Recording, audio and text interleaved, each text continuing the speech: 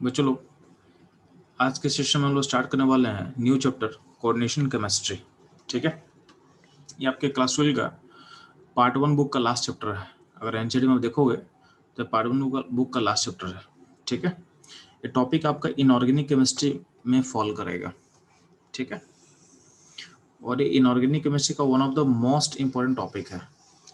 इसका अगर आप बोर्ड्स में वेटेज देखोगे, सीबीएसई बोर्ड्स में इसका वेटेज काफ़ी कम है। ठीक है, वो 3 मार्क्स का चैप्टर इसको बोलते हैं हम लोग। ठीक है, तो बोर्ड्स में देखोगे तो सीबीएसई बोर्ड्स का पार्ट देखो तो इससे आपका 3 मार्क्स का आएगा, 3 मार्क्स का वेटेज है, काफ़ी कम वेटेज है। ठीक है, बट अगर आप नीट में या जेई मेन में जे एडवांस में जब देखते हो तो इसका वेटेज काफ़ी ज़्यादा होता है। ठीक है, इसका वेटेज काफ़ी हाई है, तो आपके कॉम्पिटिटिव एग्जाम के लिए बहुत इंपॉर्टेंट टॉपिक है। ठीक है, बोर्ड्स के लिए मैं उतना नहीं बोलूँगा, बट कॉम्पिटिटिव एग्जाम के लिए बहुत इंपॉर्टेंट टॉपिक है आपके लिए। ठीक, तो इसका बोर्ड का जो एस्पेक्ट है वो भी मैं कवर करूँगा, और जो कॉम्पिटिटिव एग्जाम का एस्पेक्ट है वो भी मैं कवर करूँगा। ठीक है, तो बोर्ड्स के लिए इसका बहुत छोटा सा पार्ट में बोर्ड्स कवर हो जाएगा। ठीक है, तो मैं बता दूंगा कि बोर्ड्स में कहाँ तक आएगा।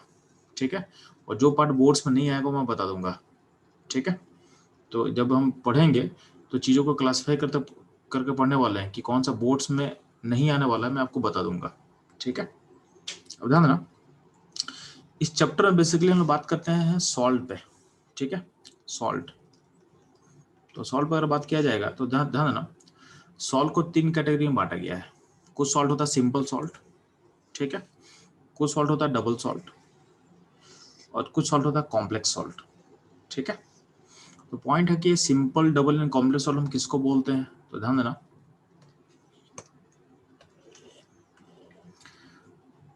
सिंपल सॉल्ट जैसे मान ले कि NaCl है, KCl है, ठीक है, सोडियम सल्फेट हुआ, अल्युमिनियम सल्फेट हुआ, इन सबको हम सिंपल सॉल्ट बोलते हैं। ठीक है, सिंपल सॉल्ट के आगे यहाँ पे देखना, यहाँ पे एक रेशियो लिया हुआ है। तो रेशियो का मतलब क्या है, ध्यान देना, यहाँ पे रेशियो का जो मतलब है उसको थोड़ा सा आप लोग चेंज करोगे। ठीक है, ध्यान देना, जैसे मान लें कि NaCl है, तो NaCl पे सोडियम पे चार्ज कितना है जी, +1, और Cl पे चार्ज कितना है, -1। तो जो चार्ज है वो रेशियो चार्ज को बता रहा है, तो इसको बोलते हैं 1:1 टाइप सॉल्ट। ठीक है, सिमिलरली सोडियम सल्फेट में चेक करोगे तो सोडियम पे चार्ज कितना है, +1, एंड सल्फेट पे चार्ज कितना है, -2। इसके लिए हम यूज करेंगे 1:2 टाइप। इसके लिए क्या बोलेंगे, 1:2 टाइप। तो यहाँ पे थोड़ा सा इसको चेंज करोगे, यहाँ पे 2:1 लिखा हुआ है, इसको थोड़ा आप लोग चेंज कर लेना, इसको कर लो आप लोग 1:2 टाइप कर लेना। ठीक है, अल्युमिनियम पे चार्ज कितना होता है जी, तो अल्युमिनियम सल्फेट में अल्युमिनियम पे चार्ज होगा +3 चार्ज होगा, एंड सल्फेट पे चार्ज कितना होगा, -2 होगा। इसको बोलते हैं 3:2 टाइप बोल देंगे। ठीक है, सिमिलरली और बोलते हैं कि बैरियम सल्फेट होगा तो उसको कैसे सॉल्ट बोलते हैं हम लोग, तो बैरियम सल्फेट को हम बोलेंगे, इस पे चार्ज +2 है, एंड सल्फेट पे चार्ज -2 होता है, इसको हम बोलेंगे 2:2 टाइप सॉल्ट बोलते हैं। ठीक है, तो ये रहा सिंपल सॉल्ट, उसके बारे में इंफॉर्मेशन बता दिए कि हम क्या बोलने वाले हैं। ठीक, तो ये रहा सिंपल सॉल्ट। अगला पॉइंट होता है डबल सॉल्ट। तो डबल सॉल्ट क्या होता है जी, तो कुछ एग्जांपल है डबल सॉल्ट का जो आपके सामने दिया हुआ है। जैसे मान लें कि K2SO4.L2SO4 होल थ्राइस .24H2O, ये हो गया आपका डबल सॉल्ट। ये होता है बेसिकली एलम, ये आपके एलम का फॉर्मूला है, आपके एलम का फॉर्मूला है। सिमिलरली एक मोहर सॉल्ट होता है, तो मोहर सॉल्ट में बेसिकली क्या होता है, तो आपका आयरन सल्फेट और अमोनियम सल्फेट .6H2, इसको बोलते हैं मोहर सॉल्ट। मोहर सॉल्ट का बेसिकली हम यूज करते हैं टाइट्रेशन में। ठीक है, तो टाइट्रेशन में इसको बहुत जगह यूज करते देखोगे। तो मोहर सॉल्ट का यहाँ पे मोलर मास लिखा हुआ है। ठीक है, तो मोहर सॉल्ट का मोलर मास होता है 392 ग्राम, इसका हम लोग यूज करते हैं टाइट्रेशन में। ठीक है, मोल कॉन्सेप्ट में मोहर सॉल्ट का बहुत जगह यूज किया था टाइट्रेशन में। ठीक है, सिमिलरली एक डबल सॉल्ट का एग्जांपल है KCl.MgCl2.6H2, इसको बोलते हैं हम लोग कार्नालाइट। क्या बोलते हैं, कार्नालाइट। ठीक है, तो ये सारा कुछ आपके पास क्या है, डबल सॉल्ट्स है। ठीक, तो सिंपल सॉल्ट समझ में आ गया आपको, डबल सॉल्ट समझ में आ गया आपको, ठीक है। कॉम्प्लेक्स सॉल्ट हम किसको बोलते हैं? तो कॉम्प्लेक्स सॉल्ट का मतलब जब भी केमिस्ट्री में आप ब्रैकेट देखोगे, जैसे मान ले कि K4FeCN6, और ध्यान ध्यान देना यहाँ पे K4 के बाद एक ब्रैकेट लगा हुआ है, ठीक है। तो जब भी ब्रैकेट जैसे तुमको चीज दिखेगा ना, इसको बोलते हैं हम लोग कॉम्प्लेक्स सॉल्ट। जैसे यहाँ पे देखोगे FeCO5 का बाहर ब्रैकेट लगा हुआ है, तो भी कॉम्प्लेक्स सॉल्ट है। नीचे यहाँ पे देखोगे CrNH3 ब्रैकेट के बाहर Cl3 है। जब ये ब्रैकेट का सॉल्ट के फॉर्मूला में ब्रैकेट यूज किया रहेगा, उसको बोलते हैं हम लोग कॉम्प्लेक्स सॉल्ट, ठीक है। तो सॉल्ट का 3 कैटेगरी समझ में आ रहा है। अब ध्यान देना, आपको पता है कि सिंपल सॉल्ट, अब ध्यान दोगे अगर आप, तो सिंपल सॉल्ट को डालते हैं, जैसे मान लीजिए कि तुम अल्यूमिनियम सल्फेट को डालते हो पानी में, अगर इसको तुम वाटर में डालोगे तो क्या करेगा, खुद को आयन में चेंज करेगा। तो आयन में चेंज करेगा तो क्या आयन बनेगा? तो बनेगा Al+3 आयन बनेगा, एन सल्फेट आयन बनेगा। तो अगर आपको वाटर के आयन को अगर आपको लिख के दे दिया जाए, यानी आपके पास Al+3 और सल्फेट आयन आपको अगर लिख के दे दिया जाए, तो आप इससे बैकवर्ड आ सकते हो, सब बैकवर्ड आ सकते हो, ठीक है। यानी आपको कोई दे दे कि मेरे सॉल्यूशन में एल्युमिनियम आयन है और सल्फेट आयन है, तो आप बता दोगे कि सॉल्ट क्या होगा। यानी आप इस आयन को देख के पीछे बैकवर्ड पहुंच सकते हो, ठीक है। यानी इसका मतलब जो सिंपल सॉल्ट है अपने आइडेंटिटी को लूज नहीं करता है एक्वस सॉल्यूशन में, यानी आप आयन को देख के बैकवर्ड बता दोगे एक सॉल्ट क्या था, ठीक है। सेम होता है कॉम्प्लेक्स सॉल्ट में। कॉम्प्लेक्स सॉल्ट में क्या होता है ध्यान देना, जैसे मान ली कि K4FeCN6 है, ठीक है। तो कॉम्प्लेक्स सॉल्ट का एडवांटेज ध्यान देना कि K4FeCN6 एग्जाम्पल जो हम दे रहे हैं आपके सामने, तो एक चीज दिमाग में सेट कर लो कि जब भी ब्रैकेट देखेंगे ना, तो ब्रैकेट का अंदर का पार्ट कहीं ब्रेक नहीं करता है। जैसे मान ली कि K4FeCN6 है, तो ये ब्रैकेट के बाहर पोटेशियम है, तो पोटेशियम बाहर चला जाएगा, यानी 4K+ बाहर आ गया, ठीक है। प्लस यहाँ पे क्या है, FeCN6-4, ठीक है। ये दोनों बाहर हो गया, ठीक। अब गौर करना कि ब्रैकेट के अंदर जो Cn- उसको हम ब्रेक नहीं कर रहे हैं। इसका मतलब बोलना क्या चाह रहे हैं कि कॉम्प्लेक्स सॉल्ट में एक चीज ध्यान दोगे कि ब्रैकेट के अंदर का जो भी पार्ट रहेगा उसको ब्रेक नहीं करना आपको। जैसे मान ले कि आपके सामने एक और हम सॉल्ट ले रहे हैं CrNH3 Cl3, इसको और हम वाटर में डालेंगे पानी, इसको हम आयनाइज करेंगे, तो आयन से जब टूटेगा तो CrNH3 यानी जो ब्रैकेट का पार्ट है वो ब्रेक नहीं करेगा, ठीक है। और ब्रैकेट के बाहर जो वही ब्रेक करेगा, यानी इस तरह से इसका आयनाइजेशन होता है, ठीक है। वाटर में अगर देखोगे तो इसका आयनाइजेशन इस तरीके से होता है। तो क्या हो जाएगा, आयनाइजेशन ऑफ कॉम्प्लेक्स सॉल्ट,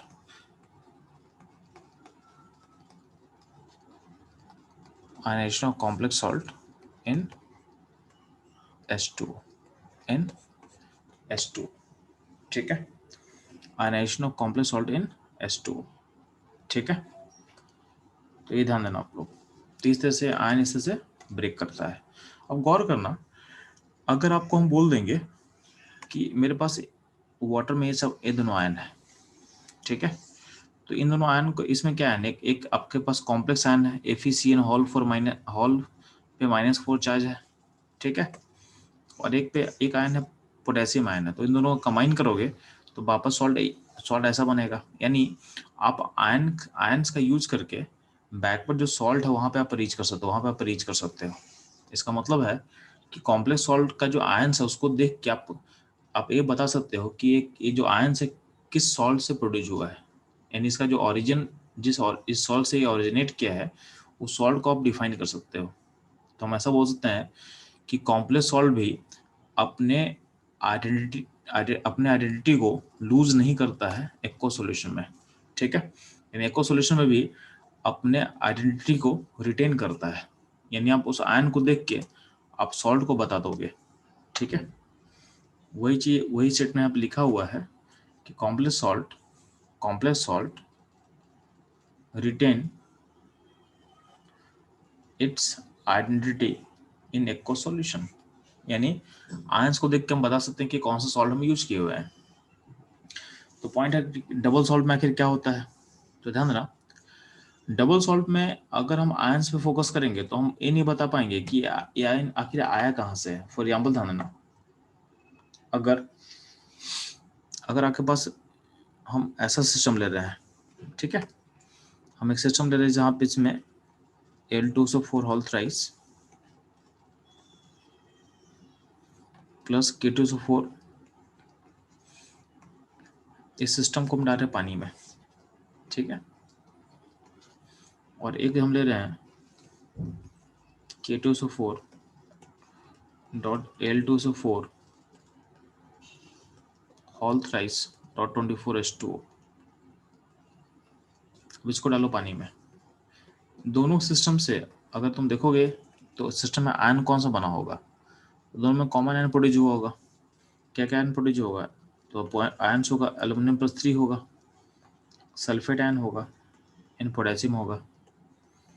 अब अगर आप आयन को देखोगे तो इस आयन को देख के आप ये बता नहीं पाओगे कि ये चीज़ यहाँ से आया है कि यहाँ से आया है, कि दोनों से तो सेम आ रहा है, दोनों से तो सेम आ रहा है। इसका मतलब ये है कि कॉम्प्लेक्स सॉल्ट को डाल दोगे वाटर में तो जो आयन बनेगा तो आप एग्जैक्टली गेस नहीं कर सकते कि ये आयन कहाँ से आया है, ठीक है। ये आयन यहाँ से भी आ सकता है और ये आयन यहाँ से भी आ सकता है, ठीक है। तो हम ऐसा बोल सकते हैं क्या कि कॉम्प्लेक्स सॉल्ट का जो अपना आइडेंटिटी है वो एक्व सॉल्यूशन में लूज कर देता है, एक्व सॉल्यूशन में लूज कर देता है। तो यही बेसिक डिफरेंस होता है कॉम्प्लेक्स सॉल्ट में डबल सॉल्ट में, ठीक है। डबल सॉल्ट अपने आइडेंटिटी को लूज कर देता है एक्व सॉल्यूशन में, और कॉम्प्लेक्स सॉल्ट ऐसा नहीं करता है, ठीक है। डबल सॉल्ट लूज कर देगा और कॉम्प्लेक्स सॉल्ट लूज नहीं करता है, ये बेसिक डिफरेंस रहेगा, ठीक है। अब ध्यान ना यहाँ पे इस प्रोसेस में एक छोटा सा और इन्फॉर्मेशन को दिया हुआ है, उस इन्फॉर्मेशन को भी ध्यान देना आप लोग।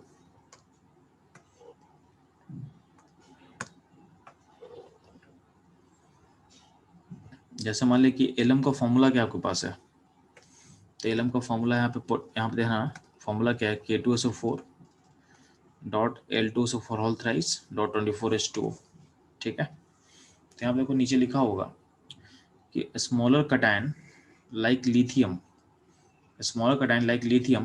डू नॉट फॉर्म एलम, ठीक है। Smaller cation like lithium plus do not form alum, ठीक है।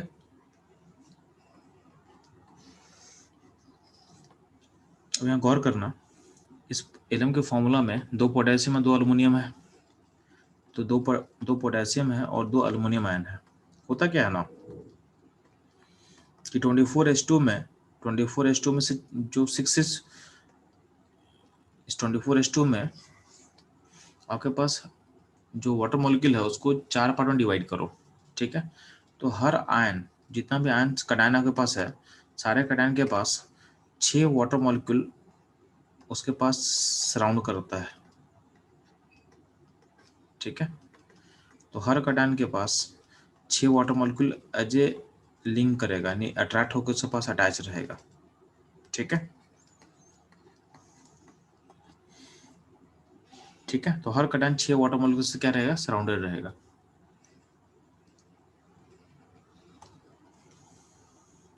अब होता क्या है, तो क्वेश्चन में अराइज होता है कि लिथियम क्यों एलम में लिथियम क्यों नहीं रह सकता है।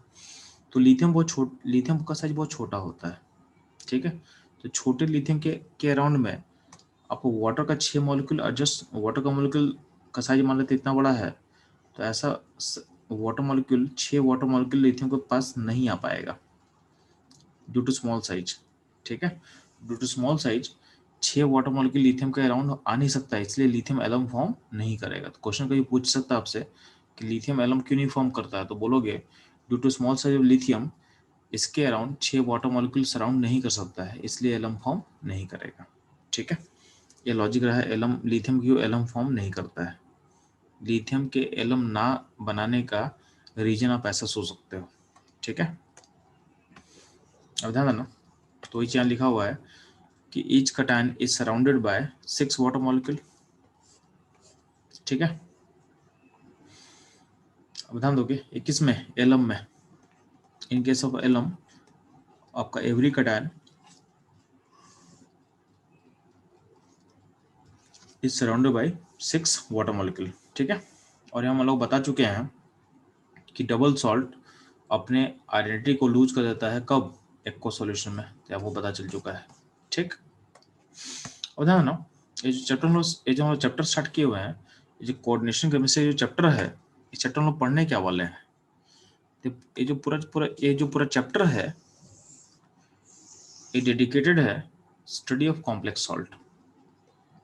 यानी इस पूरे चैप्टर में हम लोग कॉम्प्लेक्स सॉल्ट के बारे में पढ़ने वाले हैं। ठीक है, तो ये पूरा जो कंप्लीट चैप्टर है ये डेडिकेटेड है towards study of complex salt. ठीक है, तो हम लोग इस कॉम्प्लेक्स सॉल्ट का स्टडी स्टार्ट कर रहे हैं हम लोग। ठीक है, ध्यान ना कॉम्प्लेक्स सॉल्ट का स्टडी से पहले कुछ टर्म्स को हम लोग क्लियर कर लेते हैं। जो टर्म्स हम लोग का जो यूज करेंगे इस चैप्टर में बार बार, वो टर्म्स आपको पता होना चाहिए। ठीक है, तो ध्यान देना इस टर्म्स को समझने के लिए दो फॉर्मूला आपके सामने लिखा हुआ है। पहला फॉर्मूला देखना लेफ्ट में, K4FeCN6 है। ठीक है,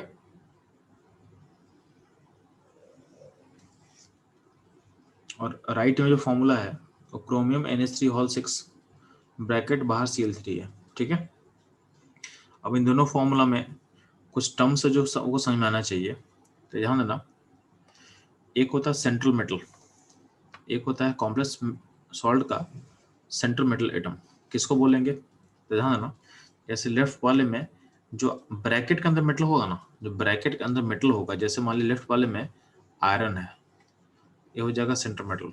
ठीक है, राइट वाले में क्रोमियम है, ये हो जाएगा आपका सेंट्रल मेटल। लेकिन ब्रैकेट के अंदर जो मेटल होता है उसको बोलते हैं सेंट्रल मेटल एटम, जो जनरली बिलोंग करता है डी ब्लॉक का। लेकिन ऐसा नहीं कि डी ब्लॉक का ही होगा, यहाँ पे एफ ब्लॉक ही पॉसिबल है। ठीक है, एफ ब्लॉक भी होता है, कभी कभी एस ब्लॉक ही पॉसिबल है, तो जनरली डी ब्लॉक का होगा, बट एफ ब्लॉक और एस ब्लॉक का भी एलिमेंट पॉसिबल इसमें। ठीक है, तो जनरली डी ब्लॉक का होगा, बट हम क्या बोल रहे हैं इसमें एस ब्लॉक और एफ ब्लॉक का एलिमेंट भी पॉसिबल है। ठीक,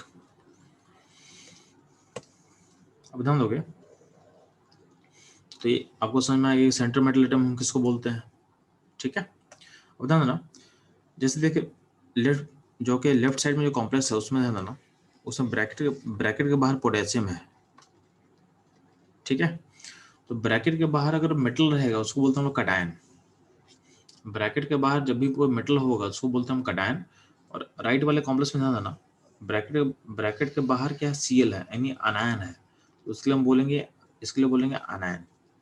तो ब्रैकेट के बाहर जो भी पॉजिटिव चार्ज रहेगा उसको हम कटायन के नाम से बोलेंगे, और ब्रैकेट के बाहर अगर कोई चार्ज नेगेटिव हो उसको बोलते हैं अनायन बोलते हैं।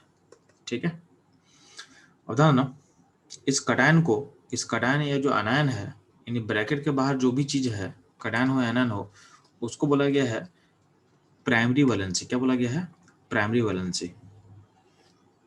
तो यहाँ पे जो 4 पोटेशियम है और राइट में जो 3 क्लोरीन है इसका प्राइमरी वैलेंसी होगा।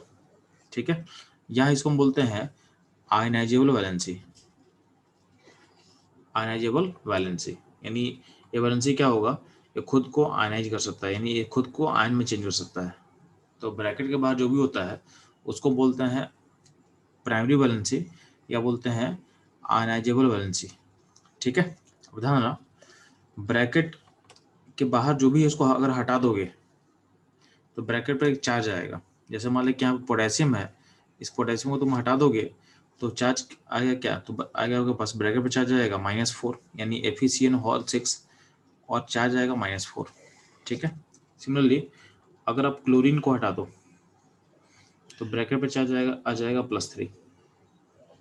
ठीक है, तो ब्रैकेट विथ चार्ज को बोला गया है कोऑर्डिनेशन स्फीयर या बोला गया कोऑर्डिनेशन एंटिटी। यानी ब्रैकेट विथ चार्ज यानी जो बाहर में उसको हटा दिए तो ब्रैकेट जो बचा हुआ है उसको बोला गया है कोऑर्डिनेशन स्फीयर या बोला गया है कोऑर्डिनेशन एंटिटी।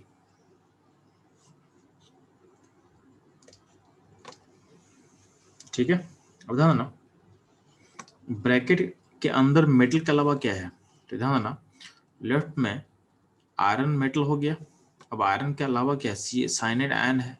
ठीक है, तो मेटल के अलावा जो भी अंदर में मौजूद होगा उसके लिए एक नाम बोला गया है लिगेंड्स। ठीक है, लाइगेंड्स बोला गया है। यानी जैसे मान ले यहाँ पे CN है लेफ्ट में और राइट में क्या है, राइट में अमोनिया है। ठीक है, तो इनको बोला गया लाइगेंड्स। ठीक, अब जो लाइगेंड्स होता है ये ध्यान देना आप लोग, लाइगेंड जो होता है तो ये आयंस में कन्वर्ट नहीं होता है। जैसे ब्रैकेट का अंदर जो भी होगा वो तो आयन में ब्रेक नहीं करता है ना। तो जो लाइगेंड्स होता है उसको हम क्या बोलते हैं, इसको बोलते हैं नॉन आयनाइजेबल वैलेंसी। क्या होगा, ये होगा नॉन आयनाइजेबल वैलेंसी होगा। ठीक है, अब ध्यान देना जो लाइगेंड्स का नंबर होगा, जैसे मान ले कि लेफ्ट में Fe यानी आयरन के साथ कितना है, 6 लिगेंड है और राइट में अमोनिया साथ क्या है, 6 लिगेंड है। ठीक, तो ये जो नंबर ऑफ लिगेंड्स है, ठीक है, इसको बोला गया है सेकेंडरी वैलेंसी। क्या बोला गया है, सेकेंडरी वैलेंसी। तो नंबर ऑफ लिगेंड जो मौजूद होता है उसको बोला गया है सेकेंडरी वैलेंसी, या इसको हम समटाइम बोलते हैं कोऑर्डिनेशन नंबर। क्या बोलते हैं, कोऑर्डिनेशन नंबर। तो जितना लिगेंड का सेंटर अटैच होगा, जितना लिगेंड का सेंटर से अटैच होगा उसको बोला गया है सेकेंडरी वैलेंसी, या बोला गया है कोऑर्डिनेशन नंबर, या बोला गया है कोऑर्डिनेशन नंबर। तो ये रहा कुछ बेसिक डेफिनेशन या बेसिक जो टर्म्स हमको पता होना चाहिए था। ठीक है, अब ध्यान देना तो यहाँ पे टर्म्स हम यूज किए हैं लाइगेंड्स। लाइगेंड्स किसको बोलते हैं आखिर, ठीक है, तो लाइगेंड्स टर्म हम यूज कर चुके हैं, तो लाइगेंड आखिर हम किसको बोलेंगे, तो ध्यान देना तो बोला गया है जब का लाइगेंड्स होगा, ध्यान देना तो ligands can be cation, can be neutral atom और मॉलिक्यूल, और कैन बी अनायन। तो लाइगेंड्स कटायन हो सकता है, न्यूट्रल मॉलिक्यूल हो सकता है, आयन हो सकता है, बशर्ते लाइगेंड होने के लिए कंडीशन क्या है, तो ligand have at least ligand have at least one lone pair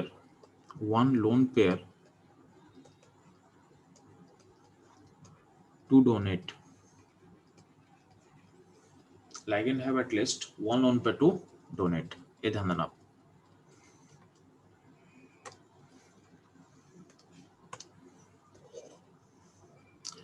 तो ध्यान दोगे तो लाइगेंड कटायन भी हो सकता है, जैसे मान ली कि NO+ में देखो N पे लोन पेयर है।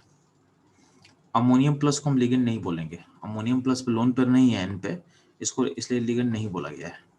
अब ध्यान देना NH2 इसको बोलते हैं हम लोग हाइड्रोजन, इसको इसका नाम होता है हाइड्रोजन।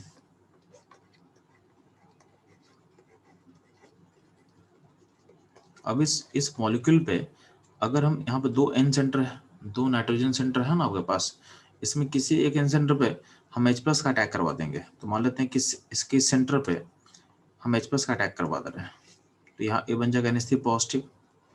अब ध्यान देना ऐसा बनने के बाद अब इस मॉलिक्यूल फोकस करो तो ये इस सेंटर पे लोन पर अवेलेबल है, तो इस सेंटर का यूज करके ये लिगेंड की तरह एक्ट कर सकता है।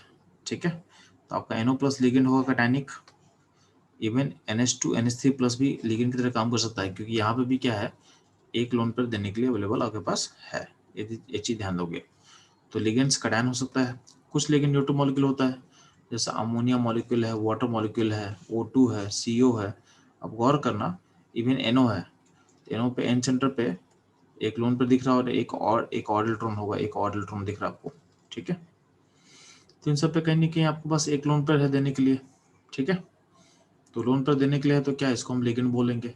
सिमिलरली कुछ अनायंस लिगेंड का काम करता है, जैसे हमारे CN-, OH-, NH2-, ये सब क्या होगा, लिगेंड होगा वही। ठीक है, क्योंकि आयन के पास क्या है, जैसे हमारे CN- है तो CN- पे होगा क्या, सी पे नेगेटिव है तो क्या नेगेटिव मतलब क्या होता है, दो इलेक्ट्रॉन होता है, ठीक है। और एन पे भी लोन पेयर है, तो अगर लोन पेयर है तो क्या होगा, लिगेंड होगा। सिमिलरली क्या होगा, OH माइनस होगा, NH2 माइनस होगा, ये सारा का सारा लिगेंड की तरह काम करेगा, ठीक है। लेकिन ध्यान देना, एक आयन है BF4 माइनस, इसको हम लिगेंड नहीं बोलते हैं। क्यों नहीं लिगेंड बोलते हैं, ध्यान देना, BF4 माइनस बनता कैसे वो बहुत इंपॉर्टेंट है। BF4 माइनस में क्या होता है, BF3 होता है, ठीक है, BF3 होता है। और BF3 में आपको पता है कि बोरोन के पास क्या होता है, वैकेंट ऑर्बिटल खाली होता है। बोरोन के पास वैकेंट ऑर्बिटल खाली होगा, उस वैकेंट ऑर्बिटल में क्या करता हम लोग, F का यानी F माइनस अपने लोन पेयर को उस वैकेंट ऑर्बिटल में डालता है।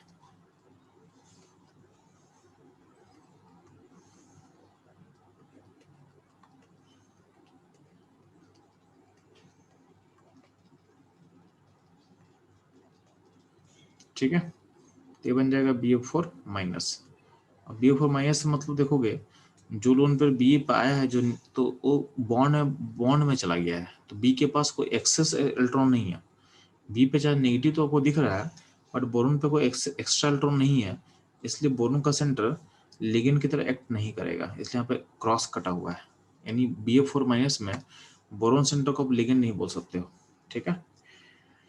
तो लिगेंड अनायन में कुछ एग्जांपल क्या हो गया, Cl minus, OH minus, NH2 minus है। फिर इवन देखो X माइनस मतलब क्या, हैलोजन, मतलब क्लोरीन है माइनस, ब्रोमीन माइनस, ये सब भी लिगेंड्स में आ सकता है। इसको भी आप लाइगेंड्स की तरह ट्रीट कर सकते हो, ठीक है, ये ध्यान देना आपको।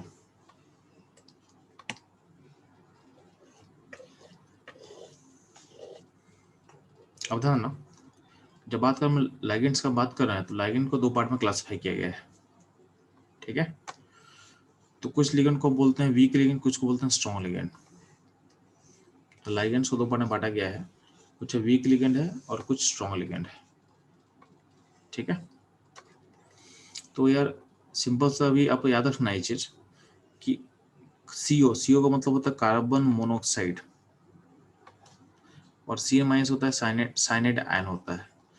तो कार्बन मोनोऑक्साइड और साइनाइड आयन हमेशा स्ट्रॉन्ग लिगेंड होता है, ऑलवेज स्ट्रॉन्ग लिगेंड होता है, ठीक है। हम बात करते हैं अमोनिया का, तो अमोनिया स्ट्रॉन्ग लिगेंड होता है, कब होगा, जब आपका सेंट्रल मेटल कॉपर या कोबाल्ट होगा, कोबाल्ट या कॉपर होगा सेंट्रल मेटल, तभी स्ट्रॉन्ग होगा अमोनिया। बाकी सब केसेस में अमोनिया वीक की तरह बिहेव करेगा। तो अमोनिया स्ट्रॉन्ग लिगेंड कब एक्ट करेगा, जब आपका सेंट्रल मेटल कॉपर हो या फिर कोबाल्ट हो, ठीक है। सिमिलरली PPS3, तो PPS3 भी स्ट्रॉन्ग लिगेंड की तरह इसको भी ट्रीट कर सकते हो। तो आपके पास स्ट्रॉन्ग लिगेंड का बहुत, देखो स्ट्रॉन्ग लिगेंड बहुत कम लिगेंड होता है जो कि स्ट्रॉन्ग लिगेंड की तरह बिहेव करेगा, तो उसको हम याद कर लेंगे, बाकी जो भी लिगेंड बचेगा उसको आप वीक लिगेंड के कैटेगरी में डाल देना, ठीक है। तो स्ट्रॉन्ग लिगेंड क्या हो गया जी, तो carbon monoxide and cyanide ion ये हमेशा स्ट्रॉन्ग होगा। अमोनिया स्ट्रॉन्ग कब होगा, जब सेंट्रल मेटल कोबाल्ट या कॉपर हो। और स्ट्रॉन्ग के लिस्ट में क्या कर दिए, PPS3 लिगेंड है भी क्या होगा, स्ट्रॉन्ग होगा, ठीक है। उदाहरण ना, आपके सामने क्वेश्चन में एक और चीज मैं बता रहा हूँ, जो NO है, NO जो लिगेंड होता है,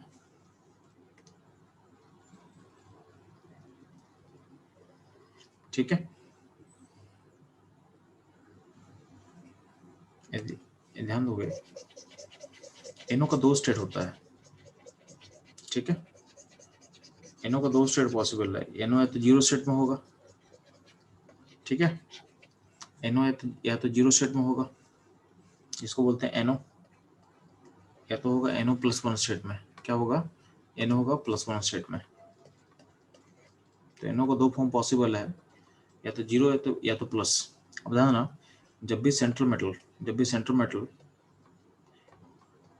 आयरन हो या क्रोमियम हो, कौन सा हो, आपका आयरन हो या क्रोमियम हो, उस केस में NO पे चार्ज होता +1, उस केस में NO का चार्ज होगा +1, ठीक है। बाकी केसेस में अगर NO होगा तो NO को आप 0 मानोगे, यानी NO का स्टेट क्या होगा, न्यूट्रल होगा। +1 कब होगा, जब आपका सेंट्रल मेटल क्या होगा, आयरन या फिर क्रोमियम होगा, उस केस में होगा आपका सेंट्रल मेटल ये होगा, ठीक है। उस केस में NO का स्टेट क्या होगा, +1 होगा।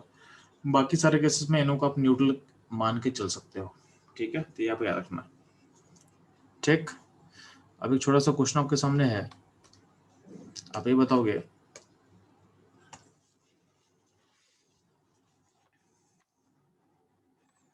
which of the following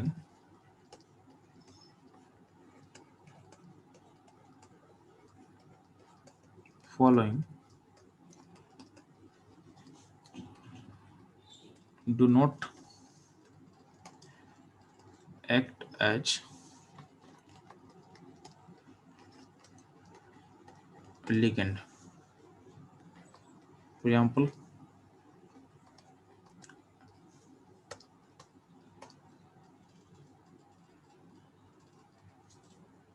ठीक है, H2O, ammonia,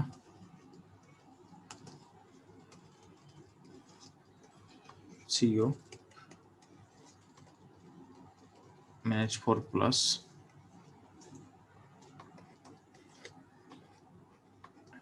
CH4,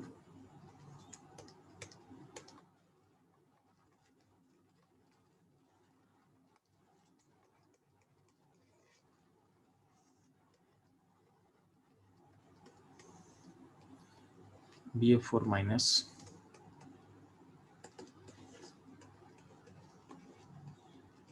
NO plus,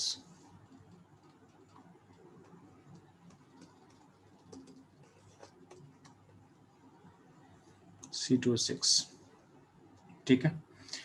इन सबको क्लासिफाई करो, लिगेंड कौन सा लिगेंड नहीं होगा, कौन सा इसमें लिगेंड की तरह एक्ट नहीं करने वाला है। तो फटाफट मुझे मैसेज करो आप लोग, ठीक है, कि कौन कौन सा नंबर होगा जो लिगेंड की तरह काम नहीं करेगा, ठीक है।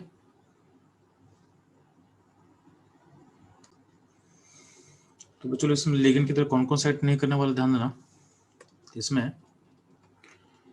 Question number 4 NH4 plus, 5 CH4 6 BF4 minus और 8 नंबर C2H6, ठीक है।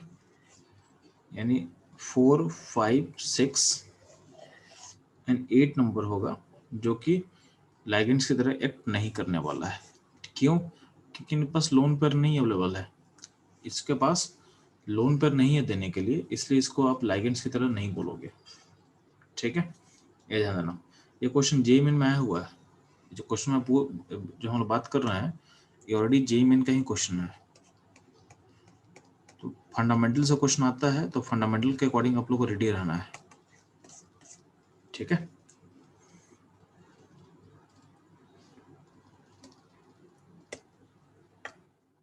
ध्यान दोगे तो फिर से अब थोड़ा सा एक चीज ध्यान देना, लिगेंड को दो पार्ट में बांटा गया है। कुछ लिगेंड को स्ट्रॉन्ग बोलते हैं, स्ट्रॉन्ग क्यों बोलते हैं हम आगे आपको बताएंगे, ठीक है। और कुछ को बोला वीक बोला गया है। तो यार वीक लिगेंड का लिस्ट आप याद मत करो, क्योंकि स्ट्रॉन्ग लिगेंड का लिस्ट में काफी कम लिगेंड होता है, उसको आपको याद करना है। तो COCN माइनस, CO मतलब कार्बन मोनोऑक्साइड, CN माइनस मतलब साइनाइड आयन, ठीक है। ये हमेशा स्ट्रॉन्ग लिगेंड होगा। अमोनिया स्ट्रॉन्ग होता है जब आपका सेंट्रल मेटल होता है कोबाल्ट होगा या तो कॉपर होगा, तो उस केस में आपका अमोनिया होगा स्ट्रॉन्ग लिगेंड। PPH3 तो स्ट्रॉन्ग की तरह हम बोलेंगे, ठीक है। तो इतना ही आपको याद करना, अभी के लिए आपको इतना ही याद करना है, ठीक। अब ध्यान देना,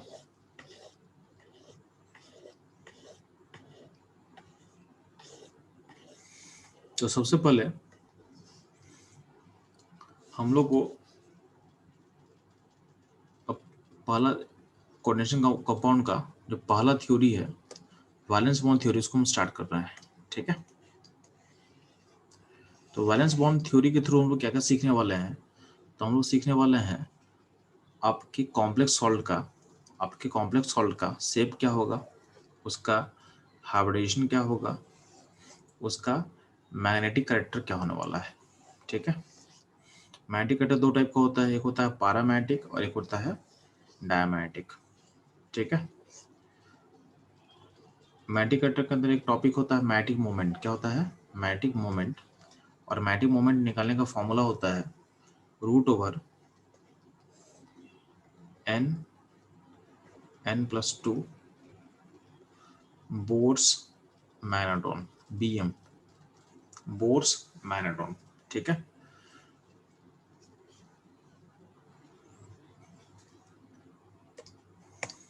ये रहेगा आपका। तो हम लोग को इन सब के बारे में जो हम लोग को बेसिक हमको इन्फॉर्मेशन जानना था, ध्यान ना। जो वैलेंस बॉन्ड थ्योरी है, वैलेंस बॉन्ड थ्योरी है, इसको बेसिकली माना क्या गया है, ध्यान ना। तो इस थ्योरी में कुछ बेसिक एजम्पशन था। बेसिक एजम्पशन क्या था इस थ्योरी का? कि जो इंट्रैक्शन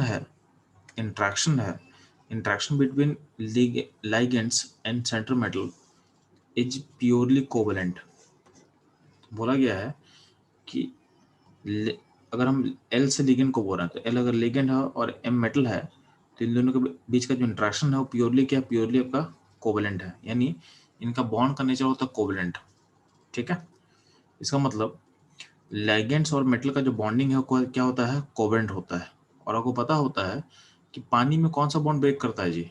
जैसे माने नमक है, नमक यानी NaCl को डालते हैं हम लोग पानी में तो ब्रेक करता है दो पार्ट में। ये दो पार्ट में ब्रेक करता है Na+ एंड Cl-, ठीक है।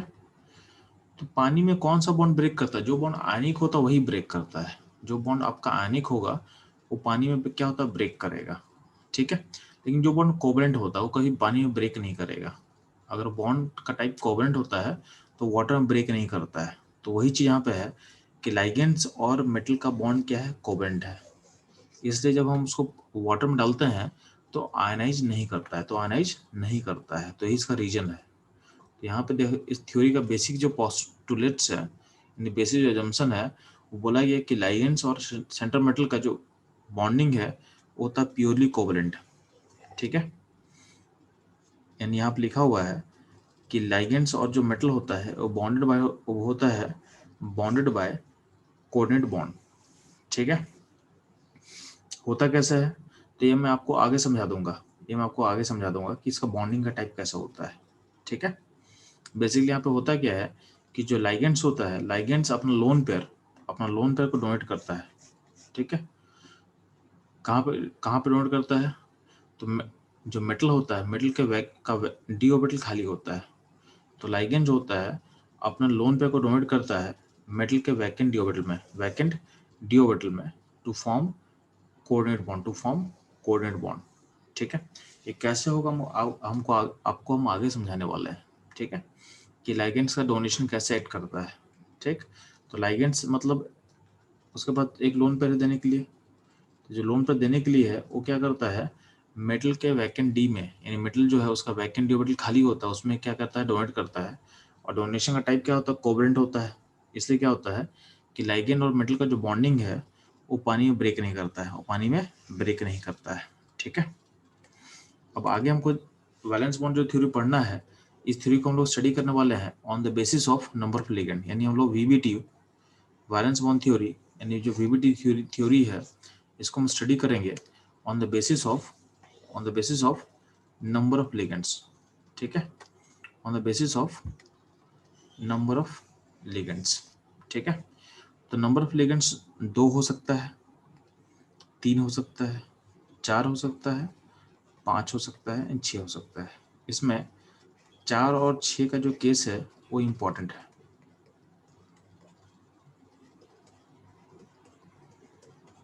ठीक है। तो 4 और 6 का केस अपने लिए क्या इम्पोर्टेंट है, ठीक है। अब ध्यान देना, आगे बढ़ने से पहले कुछ चीज़ों को आपको याद कर लेना है। तो आपके पास डी ब्लॉक में जनरली 3 सीरीज हो जिसको हमको याद करना है, ठीक है। डी ब्लॉक का मेटल्स में ध्यान देना, जो पहला मेंबर होता है जिसमें 3D का हम फिलअप करते हैं वो स्टार्ट होता है स्कैंडियम से और एंड करता है जिंक पे, ठीक है। तो आपको इस सीरीज आपको याद होना चाहिए पूरा,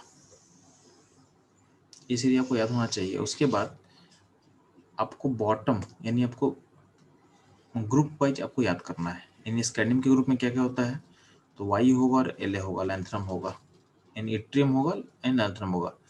टाइटेनियम के ग्रुप में कौन कौन सा एलिमेंट है, तो जर्कोनियम एंड हॉफनियम होगा, ठीक है। वैंडियम के ग्रुप में कौन कौन सा एलिमेंट है जी, तो एनबी है एंड टैंटलम है, टी है। क्रोमियम के ग्रुप में कौन सा एलिमेंट है, तो मोलिब्डेनम होगा एंड टंगस्टन होगा, ठीक है। मैंगनीज के ग्रुप में कौन कौन सा एलिमेंट है, तो टीसी है एंड आरई है। तो ग्रुप वाइज आपको एलिमेंट्स याद रखना है, ठीक है।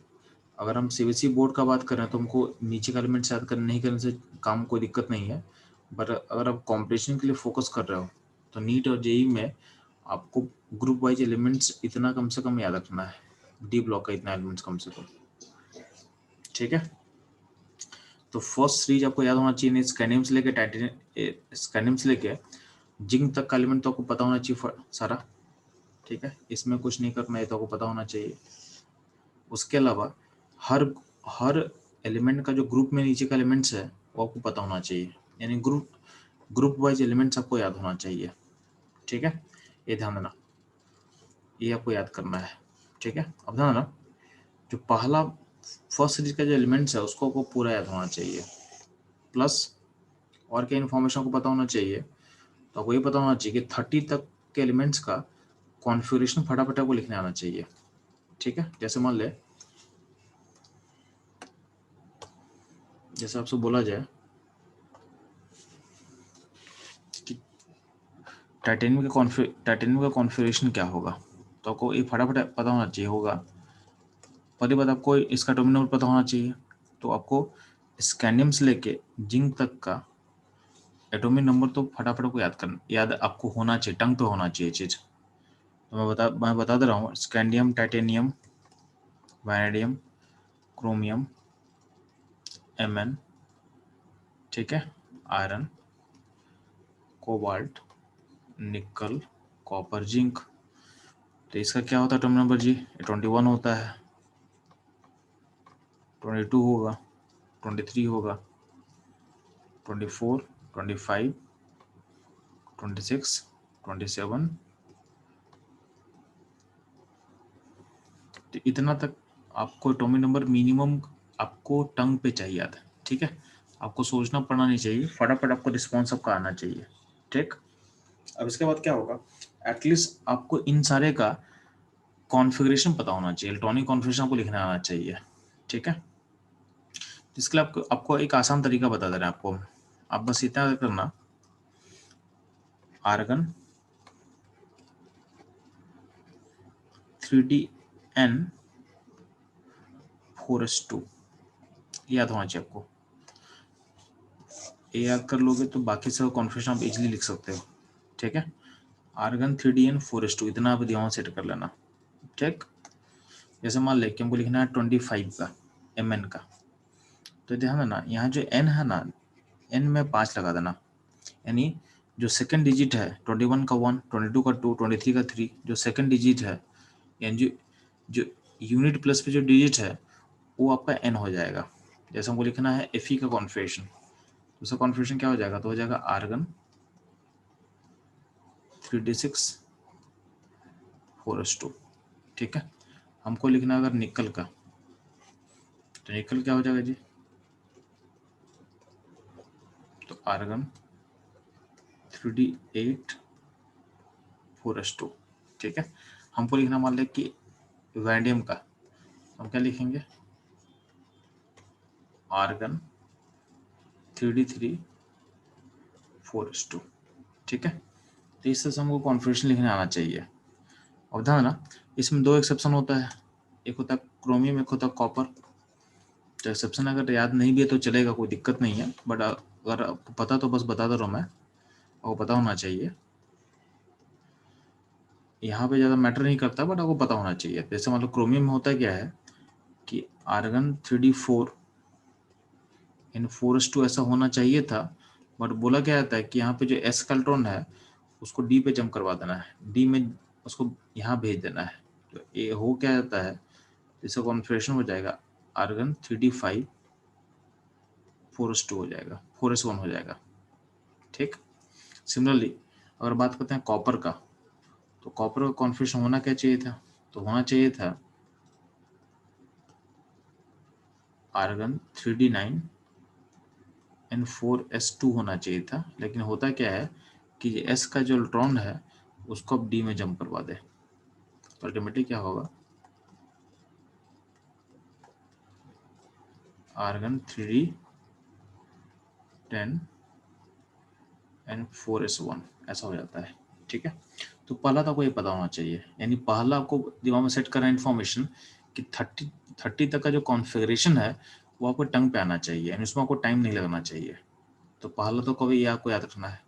ठीक, सेकंड क्या करना है, आपको जो मेटल के आयंस होता है उसका कॉन्फ़िगरेशन में आप लिखना है, उसको भी आप लिख इजीली पाओ। ठीक है, यानी मेटल का जो आयंस होगा उसका जो इलेक्ट्रॉनिक कॉन्फ़िगरेशन होगा उसको भी आपको लिखने आना चाहिए। ठीक है, तो ये चीज़ ध्यान देना। तो ये हमेशा इस चीज़ को हमेशा याद रखोगे, जो इलेक्ट्रॉन एडिशन होता है, इलेक्ट्रॉन रिमूवल और एडिशन, ठीक है, इलेक्ट्रॉन रिमूवल और एडिशन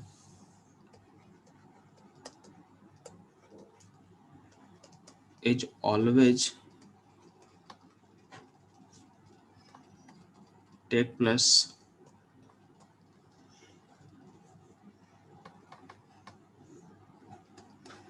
from outermost या वैलेंस। तो इलेक्ट्रॉन रिमूवल या एडिशन है वो हमेशा क्या होता है, हमेशा आउटर मोस्ट या वैलेंस सेल में ही होता है। ठीक है, ये ध्यान देना आप। अब मान ले अगर आपसे कोई क्वेश्चन मैं कर रहा हूँ कि Fe+3 का कॉन्फ़िगरेशन क्या होगा, Rn+3 का कॉन्फ़िगरेशन आप कैसे लिखोगे। ठीक है, आपसे मैं बोल रहा हूँ कि निकल+2 का कॉन्फ़िगरेशन कैसे लिखा जाएगा, टाइटेनियम+2 का कॉन्फ़िगरेशन कैसे लिखा जाएगा। तो इसका स्टेप्स ध्यान देना। जैसे अगर बोलें कि Rn+3 का आपको लिखना है तो पहले क्या करना, आप आयरन का लिखना, पहले आप क्या करोगे, आयरन का लिखोगे। तो आयरन का कॉन्फ़िगरेशन क्या होता है जी, तो आयरन का कॉन्फ़िगरेशन ध्यान देना। तो पहले आप आयरन का लिखो, तो आयरन का लिखो तो क्या लिखोगे, ऐसा लिखोगे आर्गन, आपको पता है कि आयरन का जो एटॉमिक नंबर कितना होता है जी, 26। तो आर्गन 3d6 N4s2 ये हो गया आयरन का। आपको अब आयरन का +3 शेड का दिखाना आपको।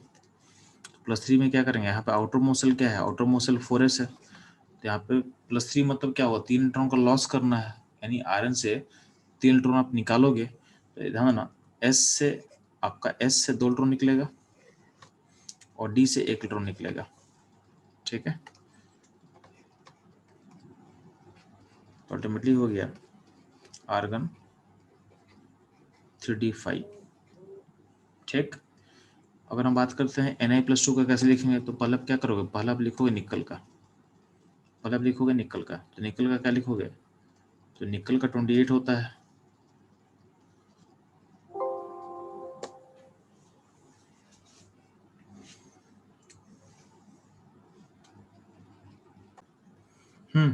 तो निकल का बच लो 28 होता है एटॉमिक नंबर। ठीक है, इसका कॉन्फ़िगरेशन क्या हुआ जी, तो निकल का होता है आर्गन 3d8 N4s2 होता है। तो निकल+2 का कैसे लिखोगे जी, तो निकल+2 को लिखना है तो क्या करोगे, यहाँ से 2 इलेक्ट्रॉन निकालो, कहाँ से, S से निकालोगे, तो ये निकल+2 का क्या हो जाएगा, तो निकल+2 का हो जाएगा आर्गन 3d8, आर्गन 3d8 ऐसा हो जाएगा। सिमिलरली टाइटेनियम+2 का कैसे लिखेंगे हम लोग, तो टाइटेनियम+2 में पहले आप टाइटेनियम का लिख देना है। टाइटेनियम का क्या होता है, एटॉमिक नंबर 22 होता है। तो 22 का जो अगर आप लिख रहे हो इसका होगा आर्गन 3d24s2। तो टाइटेनियम+2 में कैसे लिखेंगे हम लोग, ये हो जाएगा आर्गन 3d2 ऐसा लिख सकते हैं हम लोग। ठीक है, यानी आउटर मोस्ट सेल से हम इलेक्ट्रॉन निकालने बोल रहे हैं पहले। सिमिलरली और आपसे बोला जाएगा कि क्रोमियम प्लस 3 का लिखना हमको Cr+3 का, तो Cr+3 का हमको लिखना है तो पहले आप लिखोगे क्रोमियम का, तो क्रोमियम का पता है आपको एटॉमिक नंबर कितना होता है जी 24। तो इसका क्या लिखने बोला गया, इसका होता है, इसमें एक्सेप्शन होता है तो हो जाएगा 3d5 4s1 हो जाएगा। अगर मान लिया अगर आपको एक्सेप्शन याद नहीं है तो आप क्या लिखोगे, तो आप लिखोगे आर्गन 3d4 4s2 लिखोगे 4s2 लिखोगे, ठीक है। एक्सेप्शन अगर आपको याद है तो आपका करेक्ट फॉर्म ही होता है, बट अगर आपको याद नहीं हो तो आप ऐसा तो लिख ही सकते हो ना, ठीक है। मेरा पॉइंट है कि दोनों के थ्रू हम +3 का अगर लिखते हैं ना तो दोनों में सेम ही आ जाएगा, कोई दिक्कत नहीं होगा। तो अगर हम देखते हैं +3 मतलब 3 इलेक्ट्रॉन निकालना है, +3 मतलब क्या होगा 3 इलेक्ट्रॉन को हमको रिमूव करना है। तो रिमूव कहाँ से करना है जी, आउटर मोस्ट सेल से करना है। तो आउटर मोस्ट सेल देखोगे तो 4s है, तो 4s में अगर हम एक्चुअल कॉन्फ़िगरेशन को फॉलो करते हैं तो उसके ध्यान देना, तो आपका S से 1 निकलेगा और D से 2 निकलेगा, ठीक है। तो अल्टीमेटली क्या आएगा Cr+C का क्या होगा कॉन्फ़िगरेशन, आर्गन 3d3 होगा। अगर मान लेते हैं कि आपको ऊपर वाला याद नहीं है तो नीचे के थ्रू भी आप फॉलो करोगे तो +3 मतलब क्या होगा, S से 2 निकालोगे और D से 1 निकालोगे तो भी इतना ही आएगा, ठीक है। दोनों केस में आपका कॉन्फ़िगरेशन सेम आएगा। तो आपको इस तरह से आयन का कॉन्फ़िगरेशन को पता होना चाहिए, ठीक। प्लस इसका ऑर्बिटल पिक्चर भी आपको लिखना आना चाहिए, जैसे आपको क्वेश्चन पूछ सकता है, आपको इतना पता होना चाहिए, ठीक है। जब भी आपको डी ब्लॉक आपको कोई मेटल होता है, जैसे मान लें कि Rn+2 स्टेट में है, तो Rn+2 स्टेट का अगर हम कॉन्फ़िगरेशन लिखते हैं तो क्या हो जाएगा, तो हो जाएगा आर्गन 3d6 हो जाएगा। अब आपको क्या है, ये ऑर्बिटल का जो डायग्राम उसको समझ में आना चाहिए। जैसे मान ले कि 3D में कितना ऑर्बिटल होगा जी, आपको पता है कि डी सब सेल में 5 ऑर्बिटल होता है, 3D हो गया। बाहर में 3D के बाद क्या होता है 4s होता है, और फिर क्या होता है 4p होता है, ठीक है, और फिर क्या होता है 4d होता है।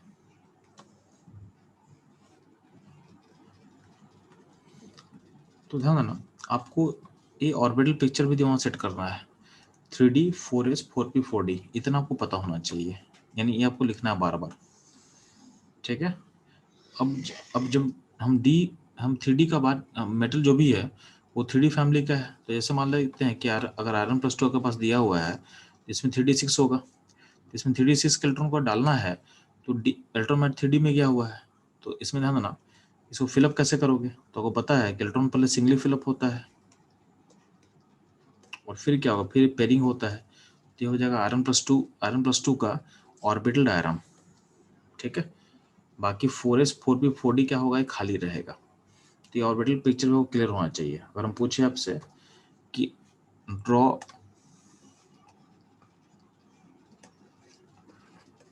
ऑर्बिटल डायग्राम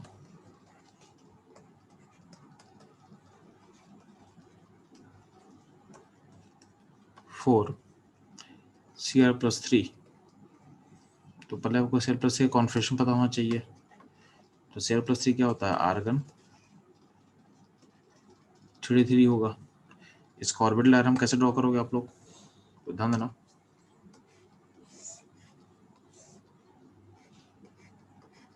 ये हो गया 3d, उसका क्या होता है 4s होगा, फिर क्या होगा 4p होगा,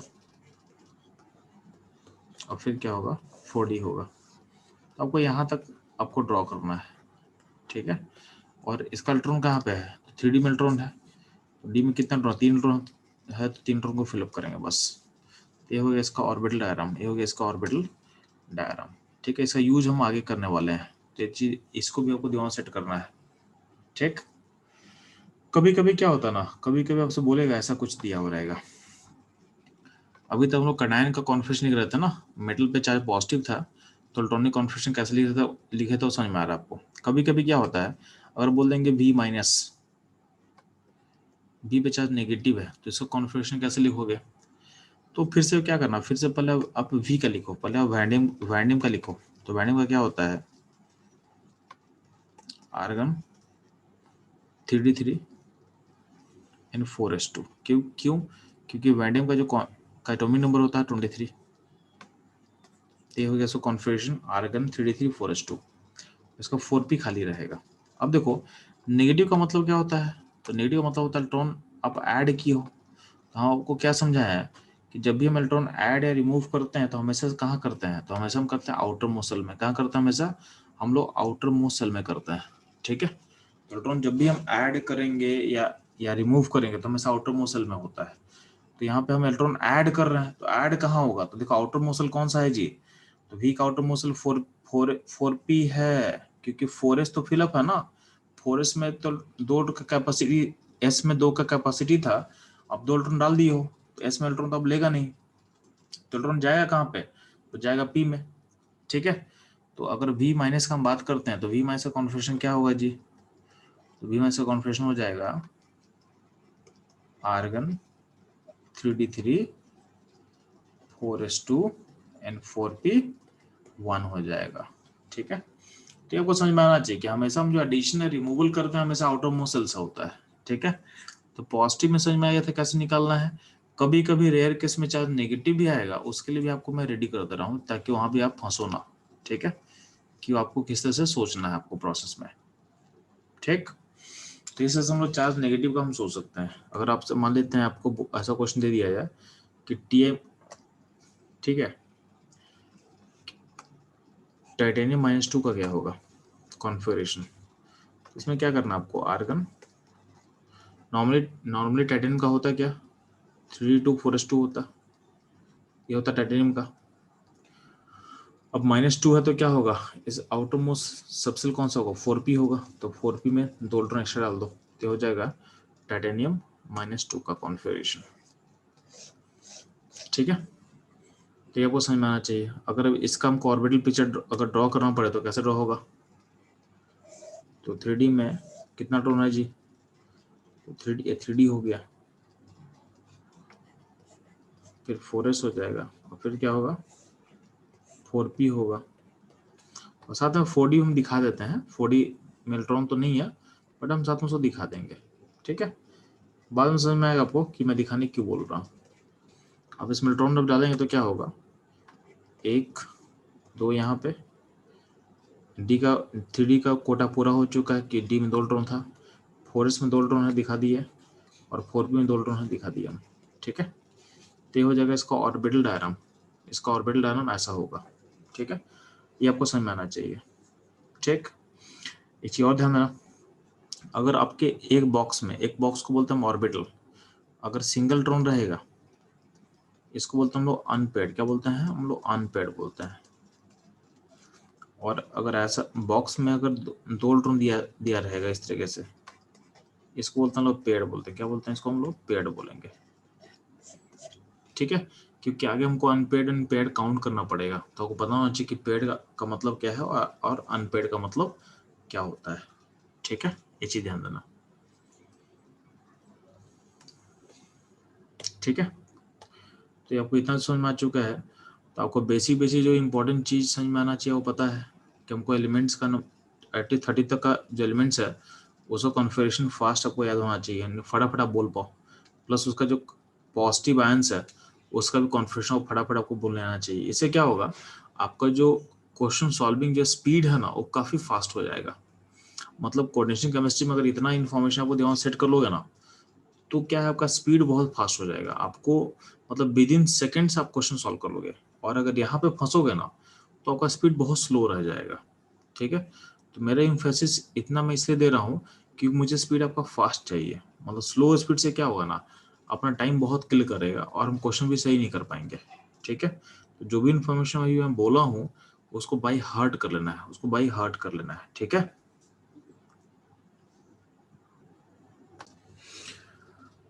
तो यहाँ तक समझ में आएगा चलो। अब ध्यान देना, कभी कभी क्वेश्चन क्या होता है ना चलो आपसे पूछेगा कि PT+2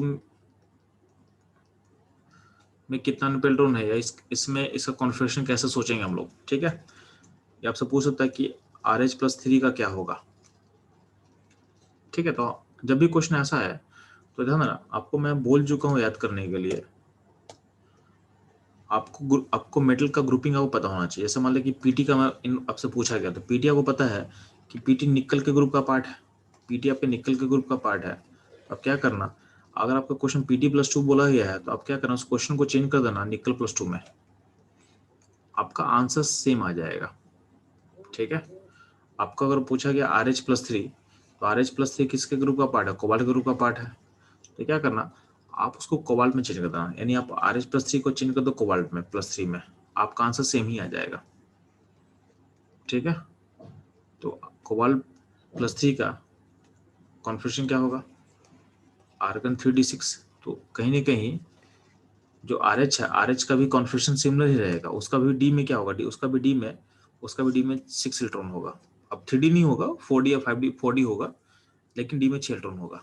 ठीक है, तो अनपेल्ड इलेक्ट्रॉन कितना होगा जी, तो कोबाल्ट +3 में अनपेल्ड इलेक्ट्रॉन अगर 4 है तो आपका RH+3 में भी क्या होगा, अनपेल्ड इलेक्ट्रॉन कितना होगा, 4 ही रहेगा। ठीक है, सिमिलरली निकल +2 में कॉन्फ़िगरेशन क्या होगा जी, आर्गन 3d8 होगा। तो कहीं ना कहीं जो Pt+2 है उसमें भी क्या होगा, उसमें भी d8 होगा, उसमें d8 होगा। अब d के पास कौन सा d होगा, तो d होगा वहाँ पे 5d होगा। ठीक है, पर d में 8 होगा, और इसमें अनपेल्ड इलेक्ट्रॉन कितना होता है, अनपेल्ड इलेक्ट्रॉन 2 होगा। तो जो निकल +2 का अनपेड है वो अनपेड क्या होगा, Pt+2 को होगा। ठीक है, तो इस चीज़ों को आपको सिंप्लीफाई करना आना चाहिए। इसलिए मैं बोला था आपको कि आपको ग्रुप वाइज आपको चीज़ों को याद रखना है, क्योंकि ग्रुप वाइज चीज़ों को हम याद रखेंगे तो क्या होगा, जब नीचे का एलिमेंट्स अगर मेरे पास दिया रहेगा तो भी मेरे लिए क्वेश्चन डिफिकल्ट नहीं होगा। बहुत लोग के साथ दिक्कत क्या होता है कि उनको याद नहीं है, तो मैं अगर पीटी का एलिमेंट दे दूँ, पीटी दे दूँ या IR दे दूँ या ओस्मियम दे दूँ, तो बच्चे लोग क्वेश्चन बना नहीं पाते हैं, क्योंकि उनको समझ में आता है कि नीचे हम कैसे प्रोसीड करें। तो उसके लिए मैं आपको बता रहा हूँ कि अगर आपको नीचे का एलिमेंट दिया रहेगा तो आपको सिंपली क्या करना है, नीचे के एलिमेंट्स को अपने ग्रुप के पहले एलिमेंट में चेंज कर दो, तो जो आंसर ऊपर से आएगा वही आंसर नीचे से आएगा। आंसर में कोई भी चेंज नहीं होगा। ठीक है, तो उसके लिए आपको तरीका समझा दिया गया है कि कैसे आपको अप्रोच करना है। ठीक है, तो आज का सेशन यहीं पे एंड करेंगे बच्चों लोग। ठीक है।